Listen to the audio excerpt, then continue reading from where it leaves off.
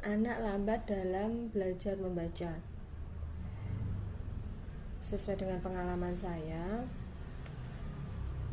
anak lambat dalam membaca itu ada berbagai faktor.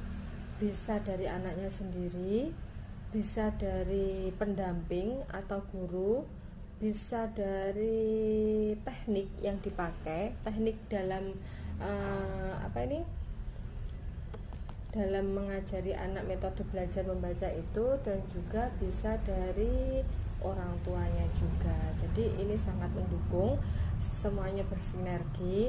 Jadi pertama itu mungkin bisa jadi dari anaknya sendiri, karena anak itu kan juga bermacam-macam, tumbuh kembang anak itu sangat bermacam-macam sekali dan mempunyai setiap anak mempunyai ciri khas masing-masing, ada keistimewaannya masing-masing. Nah, itu perlu kita pahami sebagai pendamping ataupun sebagai orang tua, sehingga ketika kita bisa memahami bagaimana gaya belajar anak, kita pun bisa menerapkan cara yang tepat dan menyenangkan, yang benar-benar bisa membantu anak untuk lebih cepat dalam belajar membaca.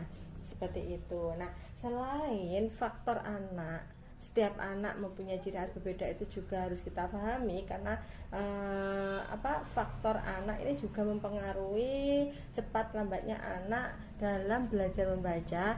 Kita juga harus mengusahakan teknik yang tepat dalam mengajari anak membaca.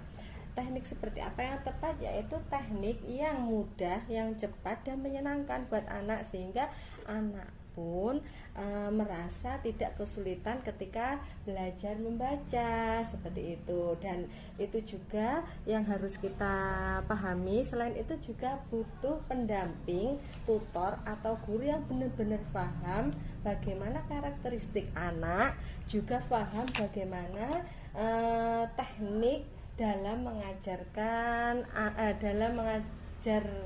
anak membaca, seperti itu. Juga yang tak kalah penting, butuh sekali support orang tua yang mau bersabar dalam mendampingi anak belajar membaca.